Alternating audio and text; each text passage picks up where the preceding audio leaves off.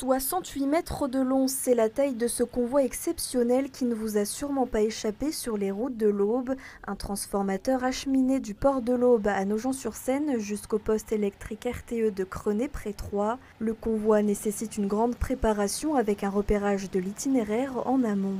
Bien souvent, sur des dossiers comme ça, on travaille plus d'une année en avance, notamment pour valider et réaliser toutes les études d'ouvrages d'art qui nous permettent d'utiliser l'itinéraire qu'on va emprunter ce soir. C'est entre 20 et 30 personnes qui vont graviter cette nuit autour du convoi. Donc l'équipe Scalès représente environ une petite dizaine de personnes.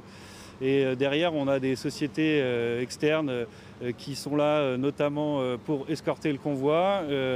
On a la gendarmerie également et des sociétés qui sont aussi là pour réaliser tous les démontages en amont et les remontages une fois qu'on est passé. Le transit s'effectue à une vitesse moyenne inférieure à 10 km/h la nuit pour limiter les perturbations du trafic.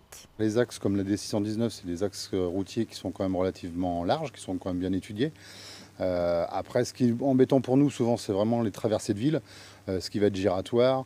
Ça peut être les dodanes, des petits îlots, on va dire comme là, la sortie de Troyes, par exemple, où on fait des changements de côté de chaussée tous les 100 mètres. Mon rôle dans ce convoi, en fait, pour le coup, en étant chauffeur de tête, c'est de donner un maximum d'informations à l'ensemble de l'équipe, donc c'est-à-dire la remorque avant, donc qui se retrouve juste derrière moi.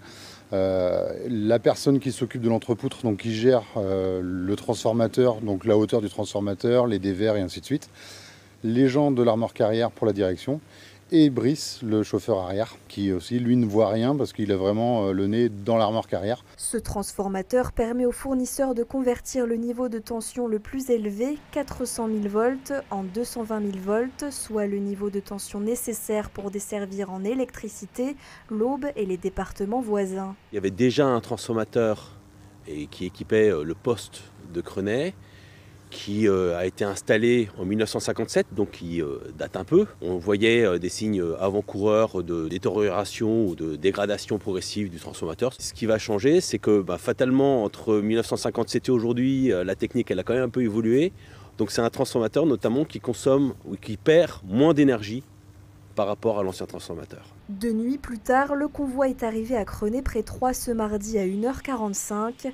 Reste à décharger le transformateur, le pousser dans sa loge, le remplir d'huile et l'accessoiriser pour une mise en service au mois de septembre.